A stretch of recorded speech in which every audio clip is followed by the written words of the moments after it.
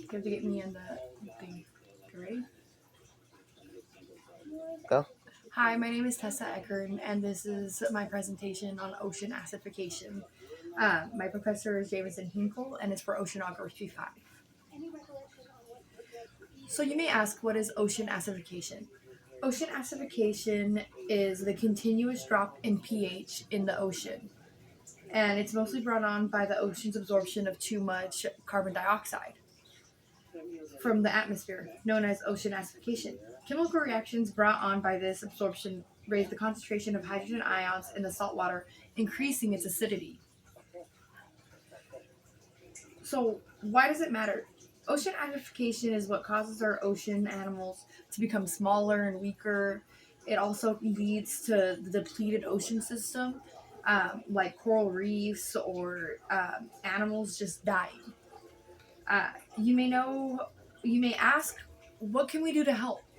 Well, one of the things we can do to help is to plant kelp gardens. This helps decrease the acidity and the carbon dioxide inside the oceans naturally.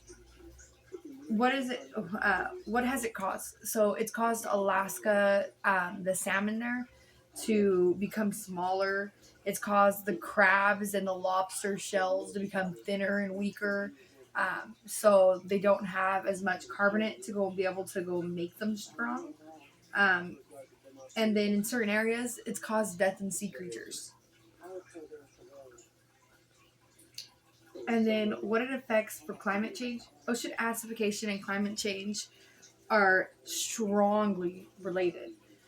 Climate change is caused by human actions that release large amounts of carbon dioxide into the air and into the planet, which then go and so like you can see right here, it's like you have like the little factories, so it releases it into the air and then it goes into the ocean, which causes the CO2, and then when it causes that, it basically has a chain reaction because of the carbon acid and the acidity, and it basically causes the death of like the fish, the death of sea coral, and then there's nothing that like for people like us, like in fisheries or anything like that, to be able to use.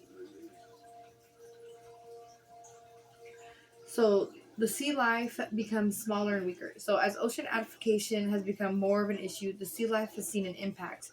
Like the salmon used to weigh about 50 pounds in Alaska. Now what they're catching only weighs 35 pounds.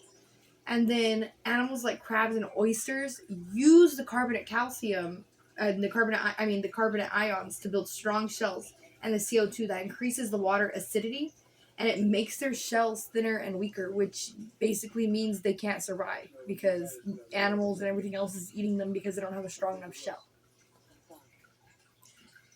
And then you can see here the impact it's having on the coral reefs. Like this is a normal coral reef right here. And right here, this is a dying coral reef. This is the skeleton.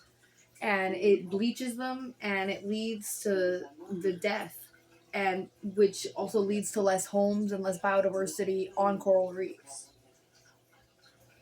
The impact it has on people is that it means it can lead to food insecurity because there's no animals to fish for, there's no animals, like there's no biodiversity. So and then it also can lead to an economic hit in fisheries and tourism because if there's no fish, if there's no food, if there's nothing to actually lead to jobs, then it just takes a really big impact for us. So we need to go and be very careful about this.